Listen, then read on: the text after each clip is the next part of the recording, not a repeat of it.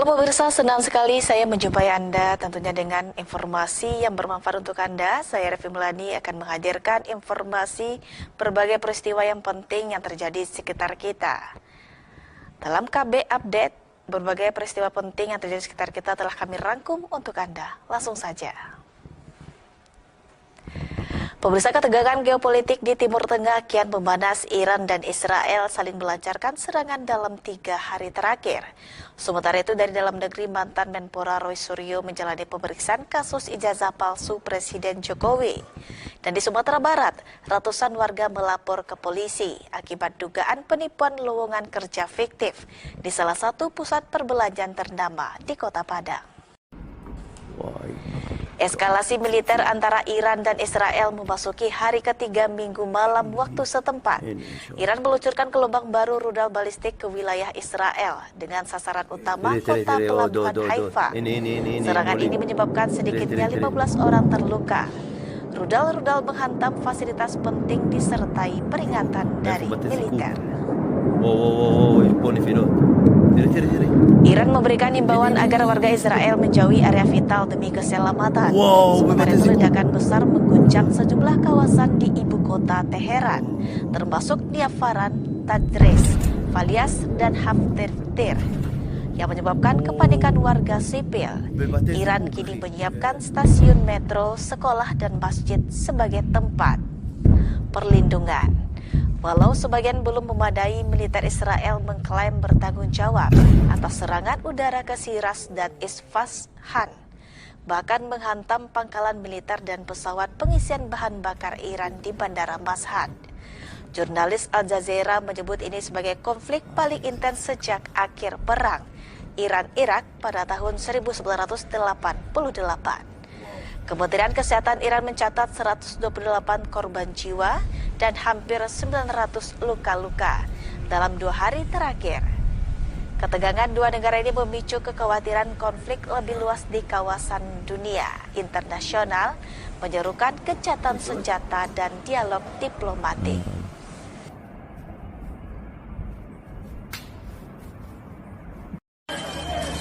جاء الشباب فتح تكفى يسلك ودي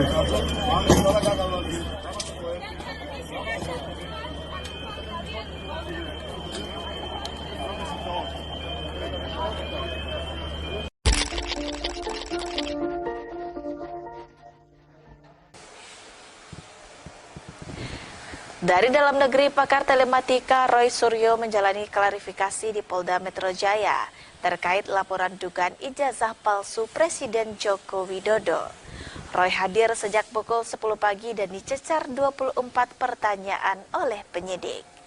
Ia mempertanyakan absennya nama terlapor dalam surat panggilan. Meski kasus ini telah ramai diberitakan publik, Roy Suryo mengatakan pasal-pasalnya banyak, tapi terlapor nggak ada. Tapi alhamdulillah pemeriksaan lancar, bahkan kita perlu diberi waktu untuk sholat zuhur. Polda Metro Jaya menginformasi bahwa 3 saksi telah dipanggil dalam kasus ini, yaitu RS, TS, dan ES. Namun hanya 2 orang yang hadir. Kasus ini mencuat setelah Presiden Jokowi melaporkan tudingan ijazah palsu ke Polda Metro Jaya yang disebutnya sebagai fitnah kejam dan merusak nama baik pribadi, keluarga, serta bangsa Indonesia. Kuasa hukum Jokowi Yakub Hasibuan mengatakan, fitnah ini kejam, tidak hanya menyerang Jokowi tapi juga merusak kepercayaan publik terhadap institusi negara. Hingga saat ini penyelidikan masih terus berjalan dan pihak Polda Metro Jaya belum menetapkan siapapun sebagai tersangka. Barangnya, oh tidak, ya selesai. Penyelidikannya kan nggak mungkin dilanjutin dong ke penyidikan. Dari awal udah jelas tidak ada tindak pidana. Nah ini seakan-akan ada pihak yang lagi mau menyatakan ini harus ditingkatkan. Seorang warga Kota Pariaman meregang nyawa setelah ditabrak oleh pelaku begal yang tengah melarikan diri pada sore di kawasan Bundaran Tugu PKK Bypass Pariaman Timur. Peristiwa bermula saat seorang pelaku begal dikejar massa usai menjalankan aksinya di wilayah Simpang Apar dalam kecepatan tinggi menuju arah Bypass Jati Pariaman. Setiba di bundaran dekat Tugu PKK, pelaku yang kehilangan kendali menghantam sepeda motor korban yang tengah berbelok. Tabrakan keras pun tak terhindarkan. Akibatnya korban tewas di tempat, sementara pelaku mengalami luka-luka dan langsung diamankan oleh pihak kepolisian. Saat ini pelaku telah dibawa ke Mapolres Pariaman untuk menjalani pemeriksaan lebih lanjut. Ya, anu nih. Ya, itu jangan enggak tolong dah. Lalu ya pasien. Alah.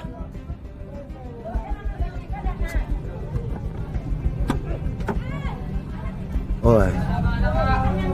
Keluarga pasien mah ya? Benar, Pak. Wah. Ya. Pada aku, Pak. Ah, deh. Ah.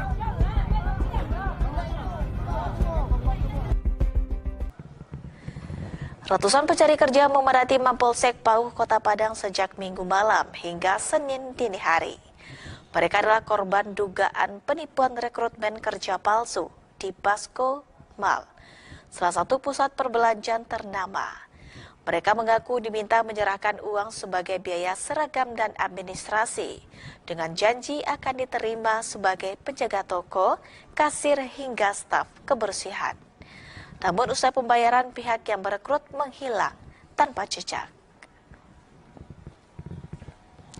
Kabar ini menyebar luas melalui siaran live TikTok dan media sosial lainnya, mendorong korban dari luar daerah seperti Kuranji dan luar Kota Padang untuk turut melapor. Polsek Pauh menyerukan agar semua korban melapor langsung ke Polresta Padang guna mempermudah penyelidikan. Sementara itu, manajemen Basco Mall menyatakan tidak pernah membuka rekrutmen kerja secara terbuka, apalagi dengan meminta biaya di awal. Polisi mengimbau masyarakat agar tidak mudah tergiur lowongan kerja yang meminta uang sebagai syarat dan selalu memverifikasi informasi rekrutmen sebagai kanal resmi. Polresta Padang kini tengah mengumpulkan bukti dan mengusut identitas pelaku yang diduga menjalankan penipuan ini secara sistematis dan massal.